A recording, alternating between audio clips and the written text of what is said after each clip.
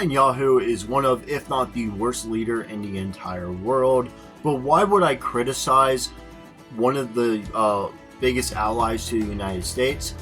Well, it stems down to plenty of different reasons. But before we get into that, please consider subscribing to my channel. It only takes a few seconds and it would really help me out, and maybe I'll become one of your favorite YouTubers. That's not gonna happen because I suck at making videos. Just look at my last Netanyahu video. But please consider subscribing because it will help me out, and you do get some content in return. A few days a week you get some content, that is, whenever I decide to upload. One of the main criticisms against Netanyahu is bribery, which he's currently on trial for, and many other things that we will get to later on in this video. He is theorized to be paying off political figures, CEOs, and any person with influence through AIPAC. What is AIPAC?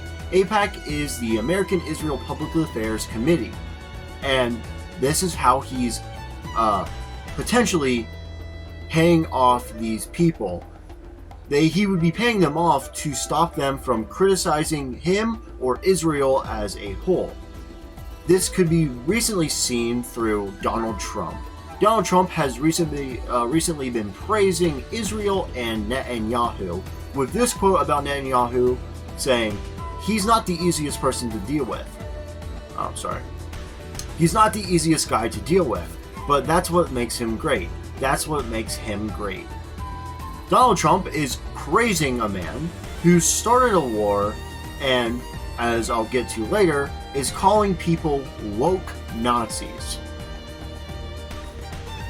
I'm sorry, you shouldn't be praising that guy. Another criticism against Netanyahu is that he's saying that you're on the wrong side of humanity if you do not support Israel's side in the Israel versus Palestine war. You're on the wrong side of justice. You're on the wrong side of humanity.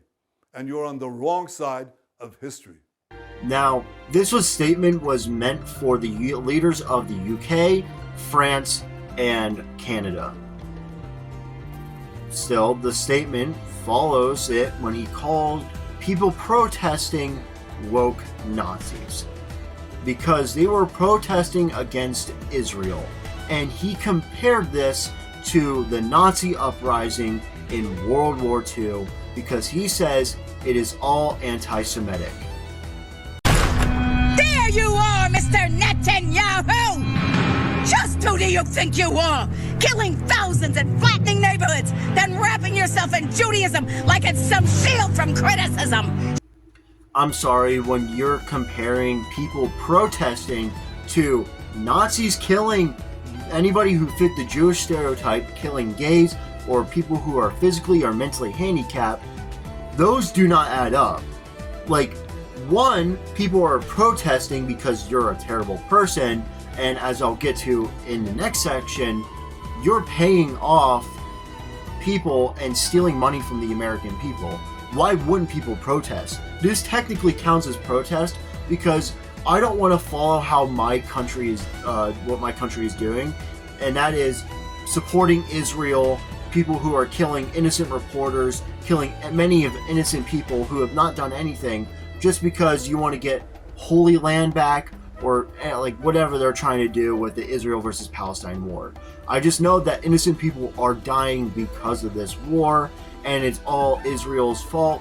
But I'm not saying that Israel's 100% guilty. Palestine is also guilty for killing some Jewish people, but those the crimes that Israel and Palestine are committing should be criticized. There should be protests about this, and that does not mean we are all Nazis. I want to conclude this video with one last criticism. Stealing money from the American people. That might be a wild claim to pull out of my butt, but this is a major issue that is affecting all of us in the United States. In 2019, a 9 to 10 year deal was made with Israel that gives them over $3.8 billion a year. That's not million, that's billion. Million with a B. You know, When the United States is facing a lot of financial issues, you decide to give Israel $3.8 billion. Why? As military funding. What's going on? Honestly, why are we giving them $3.8 billion as military funding? Now, if they were in NATO, I would 100% agree with giving one of our allies through NATO money. But when it's a country that is just an ally but not a close ally like with NATO, you just give them $3.8 billion? That makes no sense. Now, the way this money is being given through Israel, given to Israel, is through AIPAC, the American Israel Public Affairs Committee. Since this deal ends in 2028, which is also Trump's last year's president, we would have given around $34.2 billion, which means we would have been giving a lot of money that we could have been using to do other stuff in the United States, maybe prevent government shutdowns, maybe prevent any other event that could happen in America, but we're just giving them to Israel for no reason, technically.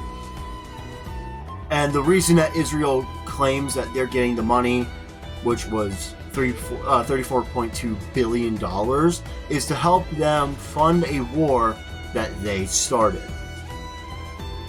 So that concludes my Better Netanyahu video.